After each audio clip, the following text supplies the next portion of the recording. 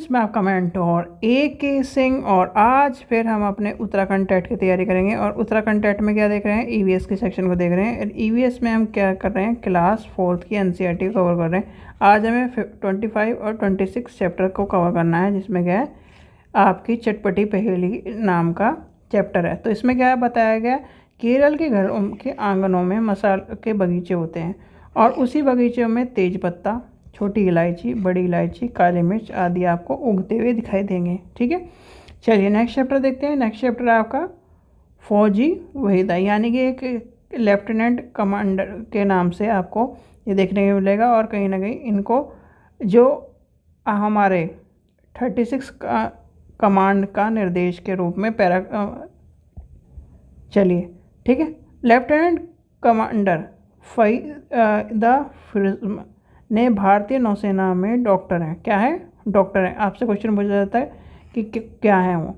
तो और नौसेना के समुद्री जहाज़ों पर काम करने वाली एक तरह से महिलाओं के रूप में जानी जाती हैं ये।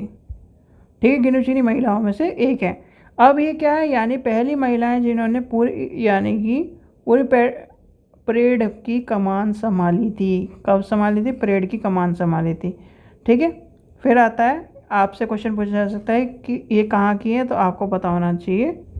ठीक है, तो आपका ये क्या है, यानी आपको पता होना चाहिए थान मंडी के बारे में। थान मंडी के बारे में क्वेश्चन पूछा गया। थान मंडी है कहाँ पर, जम्मू कश्मीर के राजौरी जिले में। फिर आता है परेड में 36 कमांड निर्देश होते हैं। ठीक है, तो ये आपका क्वेश्चन इससे पूछा गया है।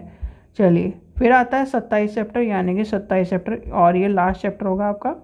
इसके बाद हमारी 5th क्लास की NCERT शुरू हो जाएगी। ठीक है, चलिए 27 चैप्टर देखते हैं। कोशिश हुई कामयाब।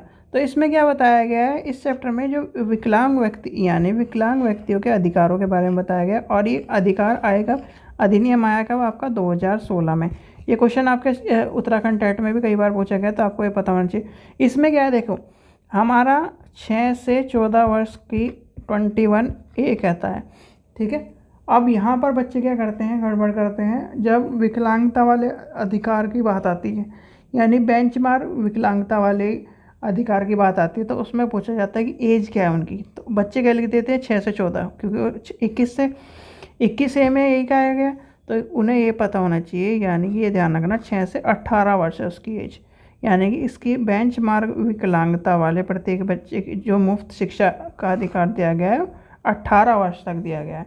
और हमारे वाले में कितना है, 6 से 14 वर्ष। ठीक है, इस चीज़ का ध्यान रखना। बेंचमार्क व्यक्तियों के लिए सरकार और गैर यानी कि सरकार और सरकारी सहायता प्राप्त उच्च शिक्षा संस्थानों में सीट 5% रिजर्व है, यानी कि आरक्षित है।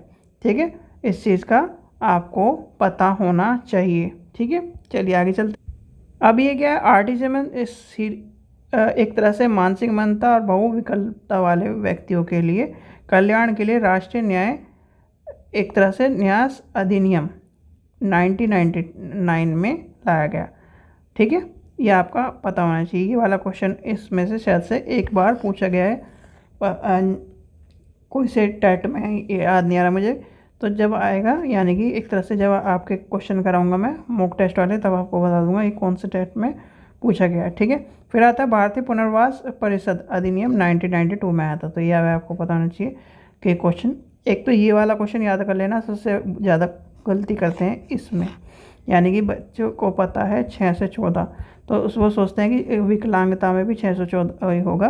तो 6 से 14 नहीं है, उसका 6 से 18 वर्ष तक की आयु आती है इसमें विकलांगता में।